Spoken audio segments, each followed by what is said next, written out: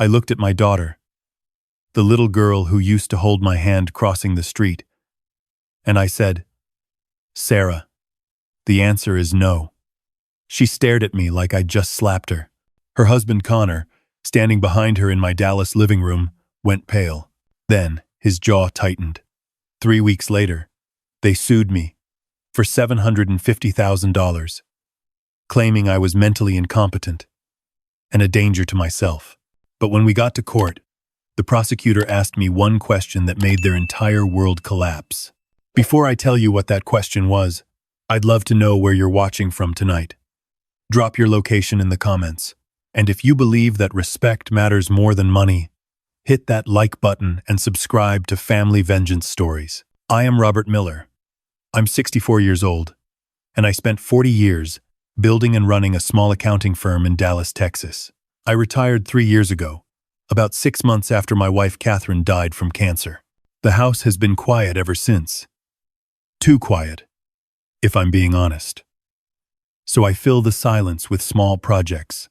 That Tuesday morning in April, I was standing in my garage, trying to restore a 1967 Mustang I'd bought at an estate sale. The carburetor was giving me trouble. My hands, covered in grease, were working a stubborn bolt when I heard the side door open. Sarah didn't knock anymore. She used to. Back when Catherine was alive, Sarah would call first, ask if it was a good time to visit. Now she just showed up. Usually with Connor. Usually when they wanted something. "Dad?" Her voice echoed in the garage. I could hear the click of her heels on the concrete floor. She was wearing heels on a Tuesday morning, which meant this wasn't casual. Sarah worked from home most days. Heels meant this was planned, rehearsed. "Out here," I called, not looking up from the engine. I was trying to finesse the bolt without stripping the threads. It required focus, patience, things I'd learned over decades of balancing other people's books down to the penny. "There you are." She appeared beside the Mustang, and Connor materialized behind her like a shadow. He was holding a leather portfolio, the expensive kind lawyers carry. That's when I knew. This wasn't a visit. This was a pitch. "Coffee?" I asked, still focused on the bolt. "I've got a fresh pot inside." "We're fine, Dad." Sarah's voice had that bright, brittle quality it got when she was nervous. "Actually, we brought you something." She gestured to Connor, who stepped forward and set the portfolio on my workbench, scattering a set of socket wrenches I'd just organized. I put down my wrench. I wiped my hands on an old rag that used to be one of Catherine's gardening shirts. I could still see the faded yellow sunflower print. "An opportunity," Connor said. His smile was too wide, too white. He'd gotten his teeth done recently, spent probably 15 grand on veneers. I knew because he'd mentioned it at Christmas, casually, like spending that much on cosmetic dentistry was normal. A once-in-a-lifetime opportunity, actually. I looked at Sarah, my daughter. She had her mother's green eyes, but where Catherine's had been warm, Sarah's were calculating. When had that happened? When had my little girl, the one who used to bring me dandelions from the yard, turned into this stranger who looked at me like I was a resource to be managed? "Dad," she started, and I could hear the script in her voice. "Connor and I have been working on something incredible. A real estate development deal. Premium luxury condos in Austin. The market there is insane right now, and we have inside access to a pre-construction investment opportunity." Connor opened the portfolio. Inside were glossy brochures, architectural renderings of sleek glass towers, projected profit margins in bold font. $750,000, he said, tapping a number on a spreadsheet. "That's the minimum buy-in, but the projected ROI is 340% within 18 months. Robert, this is the kind of deal that changes lives." I looked at the numbers. As an accountant, numbers were my language, and these numbers were nonsense. The projections were too perfect, too round. No real development deal had profit margins that clean. "Who's the developer?" I asked. "A consortium," Connor said quickly. "Very exclusive. They only work with private investors. No institutional money. That's why the returns are so high. What's the name of the consortium? Summit Horizons Development. Connor said it like he was saying Goldman Sachs, with weight and reverence. I'd never heard of them. In 40 years of accounting, including work with several real estate clients, I'd never once heard that name. Can I see the offering memorandum? Connor's smile flickered. Just for a second. It's confidential. NDA required. Before they release the full documentation. But Dad, Sarah cut in, stepping closer. That's why this is such an incredible opportunity. By the time the public knows about it, the window will be closed. I closed the portfolio. Sarah, honey, this sounds like a scam. The temperature in the garage dropped 20 degrees. Sarah's face went rigid. Connor's jaw clenched. A scam? He repeated, his voice low and dangerous. Robert, I've done my due diligence.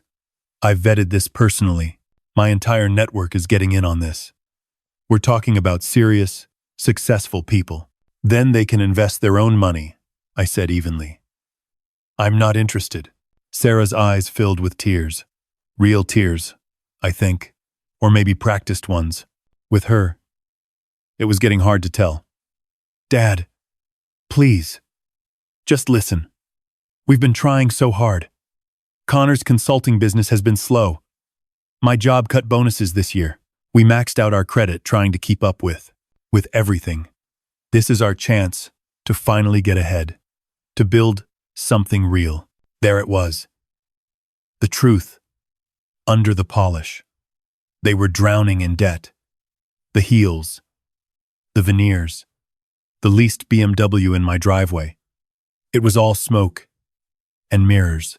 And now they wanted $750,000 of my money to throw at a phantom real estate deal that would probably evaporate along with every dime. I'm sorry you're struggling, I said. And I meant it. But the answer is no. I'm not investing in something I can't verify. Can't verify? Connor's voice rose. What? You don't trust your own daughter's judgment? You don't trust me? I don't trust a deal I can't see the paperwork for, I said calmly. And frankly, Connor, I don't know you well enough to invest $750,000 on your word alone. His face went red. You know what your problem is, Robert? You're old. You're scared. You've been sitting on your money so long, you forgot what it's like to take a risk, to build something. I built a business from nothing, I said quietly. I know exactly what it takes. That's why I know this isn't it. Sarah grabbed my arm. Her grip was tight, desperate. Dad, please, we need this. We're drowning here. The credit cards, the car payments, the mortgage on the house. We're barely keeping our heads above water. You're sitting here alone in this big house with Mom's life insurance, your retirement, the money from selling the firm. You have more than you could ever spend. What are you saving it for? That stung.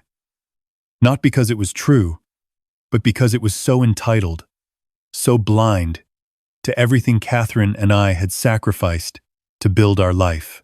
I'm saving it for my future, I said. For medical care if I need it. For security.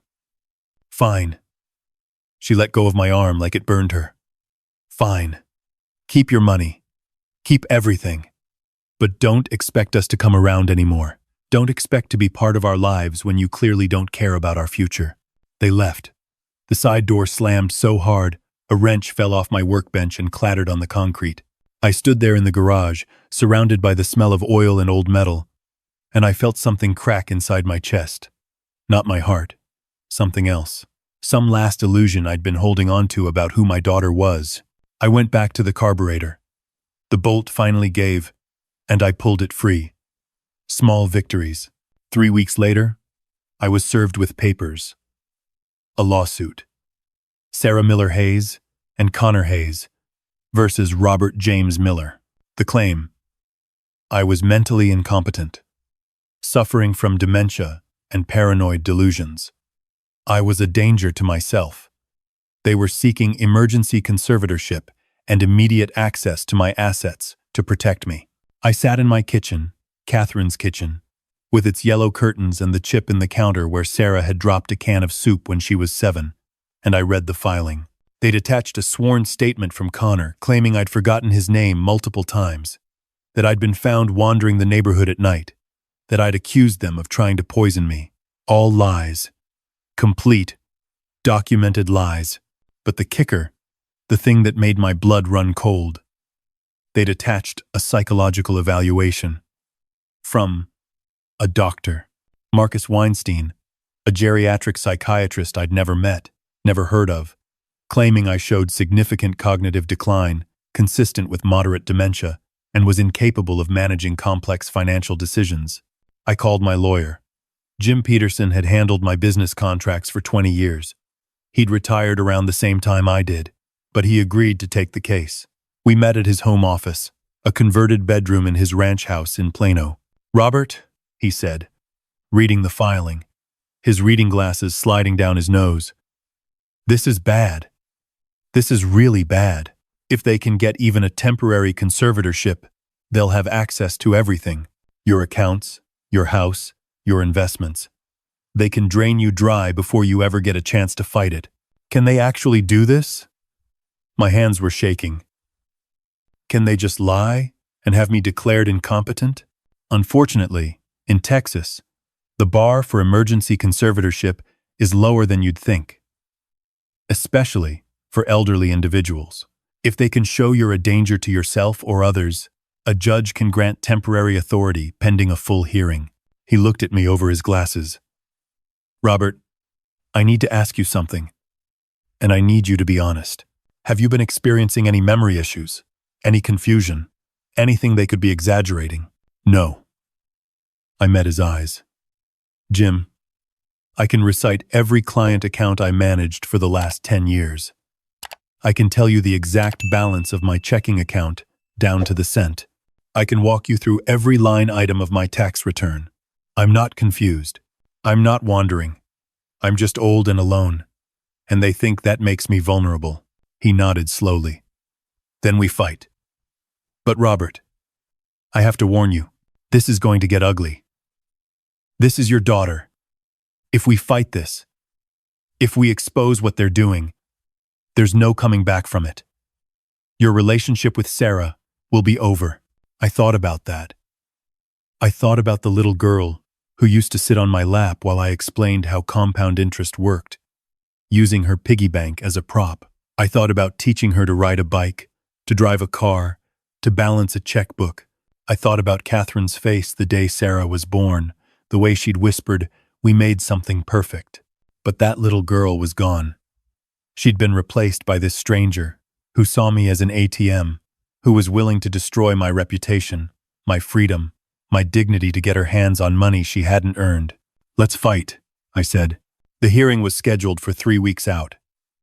In the meantime, Jim filed an emergency motion to prevent any asset access pending the hearing. The judge granted it, barely. We were in a race against time. Jim hired an investigator, a woman named Rita Gomez, former FBI, who specialized in financial fraud cases. She started digging into Summit Horizons development. It took her less than 48 hours to find the truth. Summit Horizons didn't exist. Not as a real estate developer. It was a shell company registered in Delaware 3 months ago. The address listed was a UPS store in Newark. The phone number went to a Google Voice account. The glossy brochures, the architectural renderings, all stock photos and template documents you could buy online for $50. Connor Hayes wasn't a victim of the scam. He was running it. Rita found emails, texts, evidence of at least 6 other investors he'd pitched the same deal to in the past year. He'd collected over $1 million total. None of it went to any real estate development. It went to paying off his credit cards, his car lease, his mortgage. He was operating a Ponzi scheme, using new investor money to pay returns to old investors, creating the illusion of success. And Sarah? Rita showed me the texts. Messages between Sarah and Connor, planning the pitch to me. "Dad's sitting on at least $2 million, Sarah had written. Maybe more. Maybe more. He's alone, getting older. If we play it right, we can get him to sign over access before he realizes what's happening. And if he doesn't, Connor had replied, then we go nuclear. The conservatorship play. I found a doctor who'll sign anything for $5,000. I read those texts 3 times. Each time, my daughter's words felt like a knife between my ribs. She'd planned this.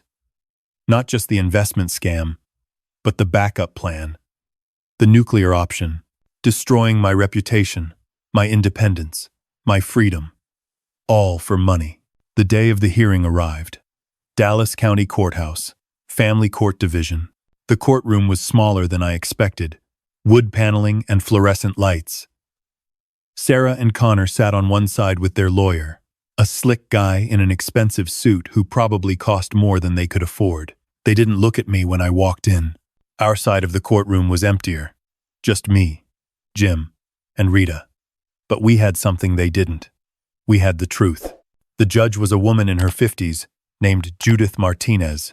She had the tired eyes of someone who'd seen every con, every manipulation, every family torn apart by greed.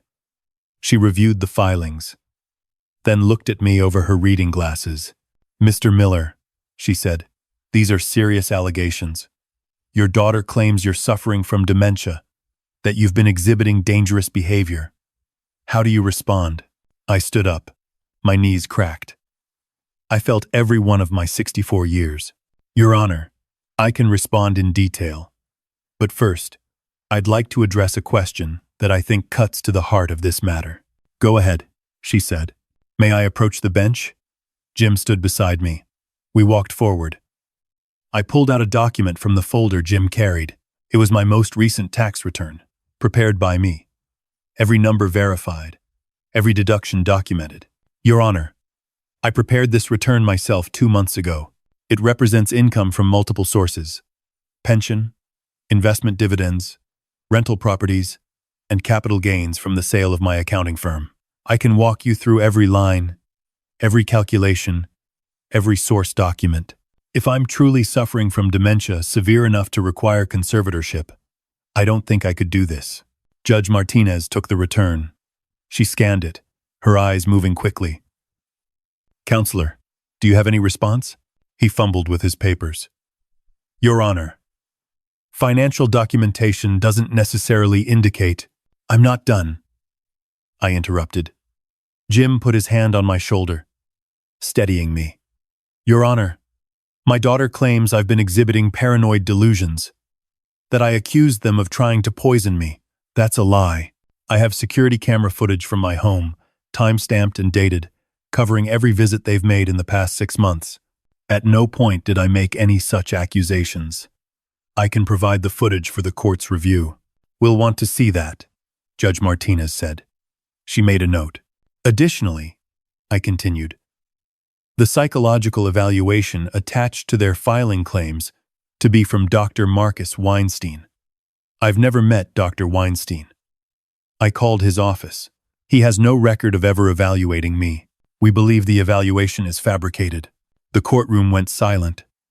Sarah's face went white. Connor's jaw tightened, a muscle jumping beneath his skin. Their lawyer looked like he wanted to disappear into the floor. Judge Martinez leaned forward.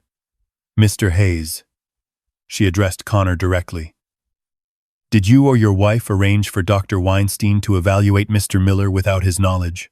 Connor stood up slowly. "Your Honor, we were concerned for his safety. We thought, that's not what I asked." "Did Dr. Weinstein personally evaluate Mr. Miller? Yes or no?" Connor's mouth opened, closed, opened again. We may have used information from other sources to help Dr. Weinstein form his opinion. So no direct evaluation? Not exactly." Judge Martinez's expression could have frozen lava. "Counselor, you filed a court document containing a medical evaluation for a patient the doctor never examined. Do you understand the seriousness of that?"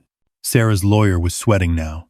"Your Honor, we relied in good faith on our client's representations." "Your Honor." Jim Peterson stood up, and his voice had the weight of 40 years practicing law.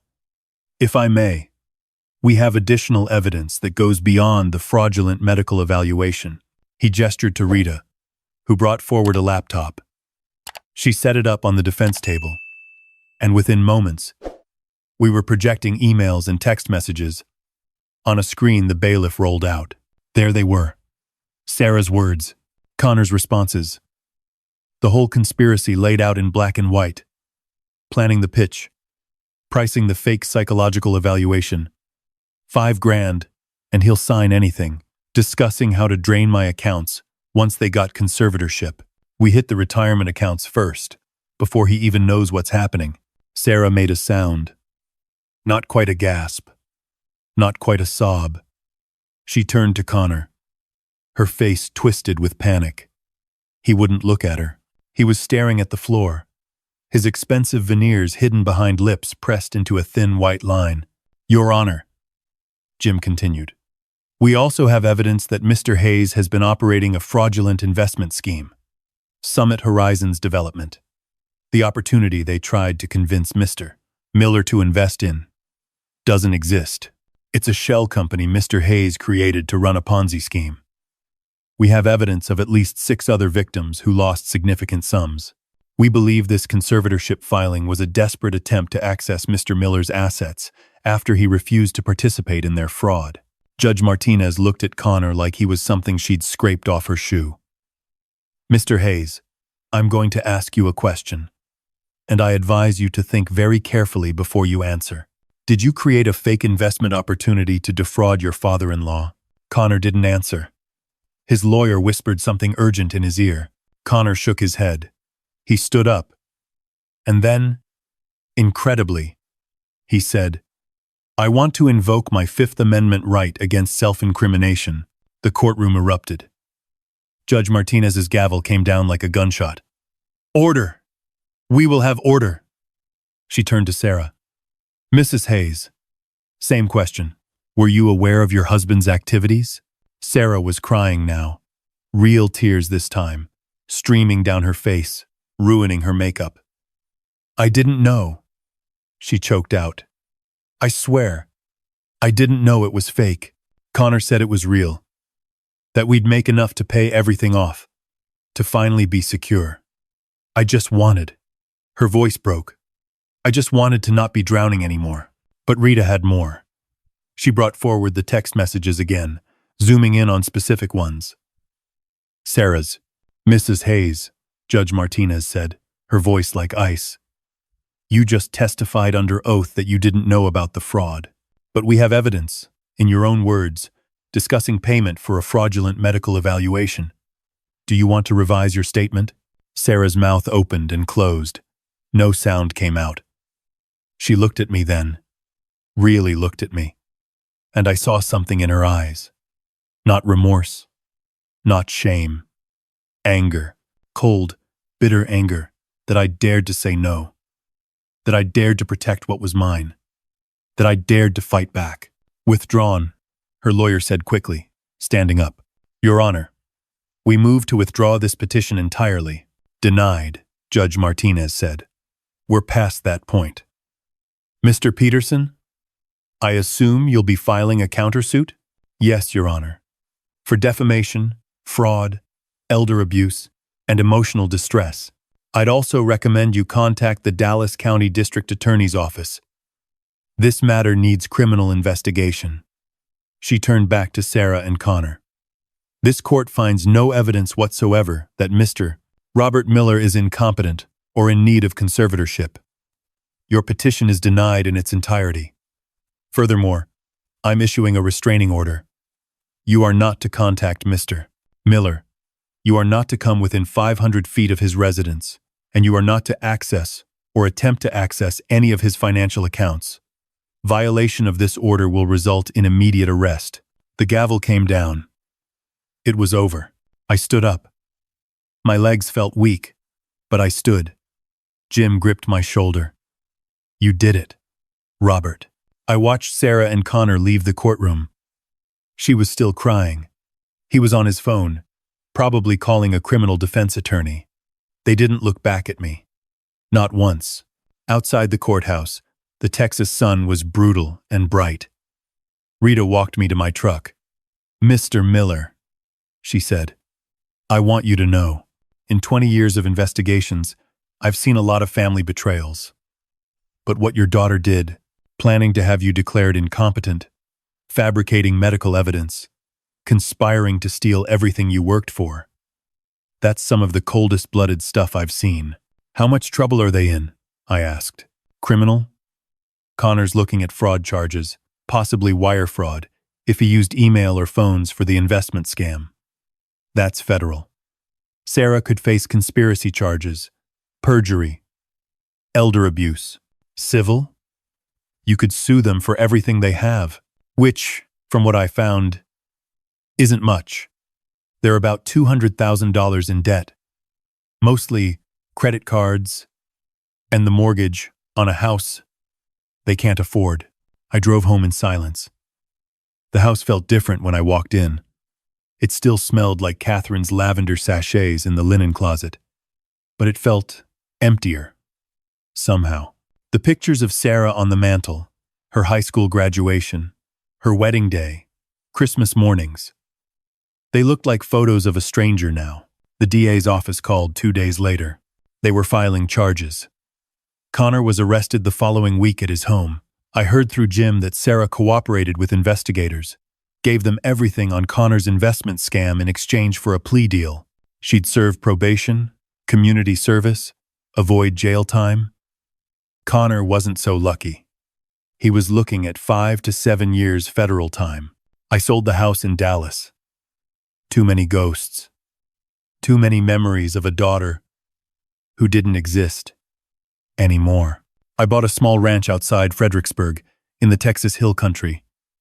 40 acres, a modest house, a barn I could use as a workshop. I brought the Mustang with me. Finished the restoration over 6 months, working on it most evenings, letting the familiar work calm my mind. Jim handled the civil lawsuit. Sarah and Connor had nothing to take, so we settled for a judgment that would garnish any future earnings. Not that I cared about the money. I just wanted it on record. I wanted the world to know what they'd done. One night, about 8 months after the hearing, I was sitting on my porch, watching the sunset paint the hills gold and purple. My phone rang. Unknown number. I almost didn't answer. "Dad?" Sarah's voice. Small, broken. I should have hung up. The restraining order had expired, but I didn't owe her anything. Not my time. Not my forgiveness. Nothing. "I'm calling to say I'm sorry," she continued when I didn't speak. "I know that doesn't fix anything. I know I destroyed everything we had, but I need you to know. I was desperate." 4. Devil. Devil. Devil. Devil. Devil. Devil. Devil. Devil. Devil. Devil. Devil. Devil. Devil. Devil. Devil. I was so scared of losing everything, of being a failure, of not measuring up. And Connor, he convinced me that you were being selfish, that you were hoarding money while we suffered. "You wrote those texts yourself," I said quietly. "Nobody forced you." Silence. Then, "I know. You're right. I made my choices. I wanted you to know I'm getting help. Therapy. I left Connor. I'm trying to rebuild my life the right way this time, and I know I have no right to ask. But I wanted to know if someday, maybe years from now, there might be a chance for us to." "No," I said. The word came out firmer than I expected. "Sarah, you tried to have me declared insane. You fabricated medical evidence. You planned to steal everything I spent my life building. You didn't do that in a moment of desperation. You planned it. You executed it. And the only reason you failed is because I fought back. If I hadn't, you would have taken everything and never looked back. I know. But there's no but. You made your choice. You chose money over your father. You chose a con man over the man who raised you. Those were your choices, and you have to live with them, just like I have to live with the fact that my daughter is gone. The person I raised, the person I loved, She doesn't exist. Maybe she never did. So no, Sarah, there's no someday. There's no reconciliation. There's just this. Goodbye. I hung up. My hands were shaking. I sat there on the porch as the sun finished setting, as the stars came out one by one over the hill country sky, and I let myself grieve, not for what I'd lost, but for what I'd never really had. Here's what nobody tells you about family betrayal. You can win in court. You can protect your assets. You can get justice. But you can't get back the years you spent believing in someone who was only waiting for the right moment to betray you. You can't unknow what you learned about someone you loved. I spent 40 years building security for my family. I thought that was love.